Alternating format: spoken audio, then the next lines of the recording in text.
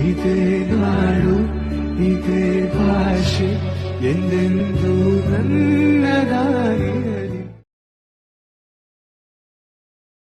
ಚಿತ್ರವು ದುಂಬಿ ಮತ್ತು ಹೂವು ಎಂಬ ಕವಿತೆಯನ್ನು ಒಳಗೊಂಡಿದೆ. ಇದು ಸು. ರಂ. ಎಕ್ಕುಂಡಿಯವರ ಬಕುಲದ ಹೂಗಳು ಕೃತಿಯಿಂದ ಆಯ್ದ ಭಾಗವಾಗಿದೆ. ಕಥಾವಸ್ತು ಹೂವು ಮತ್ತು ದುಂಬಿಯ ನಡುವಿನ ಸಂಭಾಷಣೆ. ಹೂವಿನ ಆಹ್ವಾನ. ಹೂವು ದಣಿದು ಬಂದ ದುಂಬಿಯನ್ನು ತನ್ನ ಬಳಿಗೆ ಕರೆದು ಒಳಗೆ ಬಂದು ಕಾಲು ತೊಳೆದುಕೊಂಡು ವಿಶ್ರಾಂತಿ ಪಡೆಯಲು ಕೇಳಿಕೊಳ್ಳುತ್ತದೆ. ಅದು ತನ್ನಲ್ಲಿರುವ ಬಣ್ಣ, ಪರಿಮಳ ಮತ್ತು ಸ್ಪರ್ಶದ ಸುಖವನ್ನು ನೀಡಲು ಸಿದ್ಧವಿರುವುದಾಗಿ ಹೇಳುತ್ತದೆ.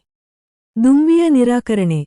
ದುಂಬಿಯು ತನಗೆ ಬಣ್ಣ, ಪರಿಮಳ ಅಥವಾ ಸ್ಪರ್ಶದ ಹಸಿವಿಲ್ಲ ಎಂದು ಹೇಳುತ್ತದೆ. ಅದರ ಹಸಿವು ಬೇರೆ ಯಾವುದಕ್ಕೋ ಇದೆ ಎಂದು ತಿಳಿಸುತ್ತದೆ. ಅಂತಿಮ ತಿರುವು. ಹೂವು ಕೊನೆಗೆ ದುಂಬಿಯ ಹಸಿವನ್ನು ತಣಿಸಲು ಏನು ಬೇಕು ಎಂದು ಕೇಳಿದಾಗ ದುಂಬಿಯು ತನಗೆ ಹೂವಿನ ಮಕರಂದ ರಸ ಬೇಕು ಎಂದು ಹೇಳುತ್ತದೆ. ಹೂವು ತನ್ನ ಬಾಗಿಲು ತೆರೆದು ರಸದ ಬಟ್ಟಲನ್ನು ನೀಡುತ್ತದೆ ಮತ್ತು ದುಂಬಿಯು ತೃಪ್ತಿ ಪಡೆಯುತ್ತದೆ. ಸಾರಾಂಶ. ಮೇಲ್ನೋಟದ ಆಕರ್ಷಣೆಗಳಾದ ಬಣ್ಣ ಮತ್ತು ಪರಿಮಳಕ್ಕಿಂತ ಆಂತರಿಕ ಸತ್ವವಾದ ಮಕರಂದವೇ ಮುಖ್ಯವಾದುದು ಎಂಬ ಸಂದೇಶವನ್ನು ಕವಿತೆ ನೀಡುತ್ತದೆ.